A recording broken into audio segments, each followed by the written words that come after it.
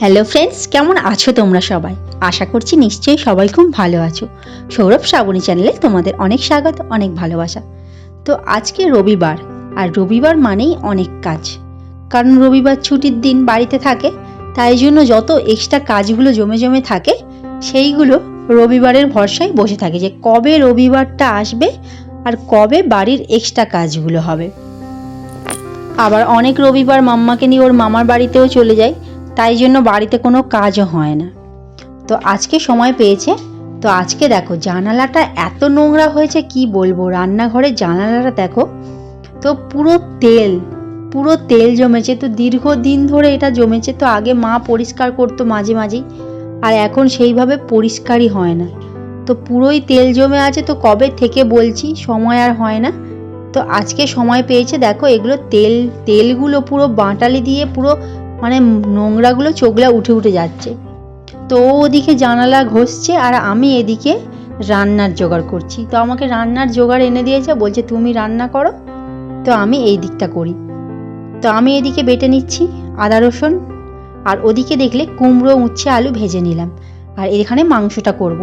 তো দেখো আমাকে গ্যাসটা নিচে নামাতে হলো, কারণ ওখানে জানালাটা ঘষছে আর ধুলো নোংরা পড়ছে। তো কুমড়োটা কোনো রকমে ভেজেছি, তো তারপর গ্যাসটা নিচে নামিয়ে আনছি, কারণ ওখানে রান্নাটা করা যাবে না, এতই ধুলো উঠছে। খাবারে যদি বালি পড়ে যায় আর দেখতে হবে না। তো ভাতটাও হয়ে গেছে, হাঁড়িটা নিয়ে চলে এলাম, আর মাংসটা এখানে বসে বসেই করব। তো বললাম কি ওখানে তুমি করো যা ইচ্ছা, নোংরা পড়বে কোথায়, তো আমি নিচেই করি। তো আমি এদিকে রান্নাটা করছি,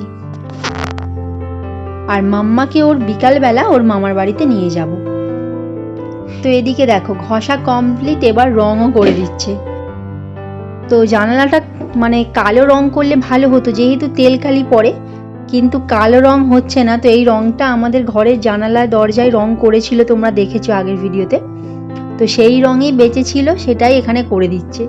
তো ওই রংটা আছে বলে তো বললো কি এইটাই করে দিই আপাতত, চলুক, তারপর পরে আবার দেখা যাবে। তো ওইদিকে ও রং করছে, আর এদিকে আমি মাংস রান্না করছি। তো দুজনে দুদিকে কাজ করছি, আমি বসে বসেই আজকে রান্না করছি। তো বসে বসে রান্না করতে না ভালোই লাগছিল জানো তো। আর দাঁড়িয়ে দাঁড়িয়ে রান্না করলে রান্নাঘরের একবার এদিক একবার ওদিক বারবার মানে যাতায়াত করতে হয়, তো কষ্টও হয়। আর বসে বসে এক জায়গায় হাতের সামনে সব কিছু নিয়ে বসে করলে মানে ভালোও লাগে। তো দেখো রান্না করতে করতে আমি একটু মুড়ি তরকারিও খেয়ে নিলাম, গরম গরম তরকারি দিয়ে মুড়ি। আর এদিকে দেখো এই রঙটা বেঁচেছিল, সেই বঁটিটার ডাবটাও রং করে দিল। আর মাম্মার রথটা, তো রথটা এবছর চালিয়েছিল, দেখেছিলে, রথটা ওর বাবাই তৈরি করে দিয়েছে। তো রথটাও একটু পাতলা করে রং করে দিচ্ছে, মানে যাতে কাঠটা ভালো থাকে, তার জন্য রথটাও রং করে দিচ্ছে। তো আমার দেখো জানালাটা রং করা কমপ্লিট, কেমন লাগছে দেখো। তো আগে যে অবস্থা হয়েছিল তার থেকে অনেক অনেক ভালো হয়েছে। তো তারপর আমরা স্নান টান করে খাওয়া দাওয়া করে নেব। খাওয়া দাওয়া করতে করতে আমাদের প্রায় 3টে বেজে গেছে আজকে। আর খেয়ে টেয়ে মাম্মা একটু সাইকেল চড়বে বায়না করলো, দেখো সাইকেল চড়াটা শিখে গেছে, মানে ওকে ধরতে হয়, আর ওর বাবা দেখছি একাই ছেড়ে দিয়েছে।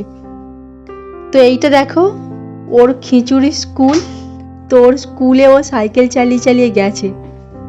তো আমি তো জানতামই না, পরে এটা ভিডিওতে দেখছি। তো এটা একটা ক্লাব, এই ক্লাবেই মানে অঙ্গনওয়াড়ি স্কুলটা হয়।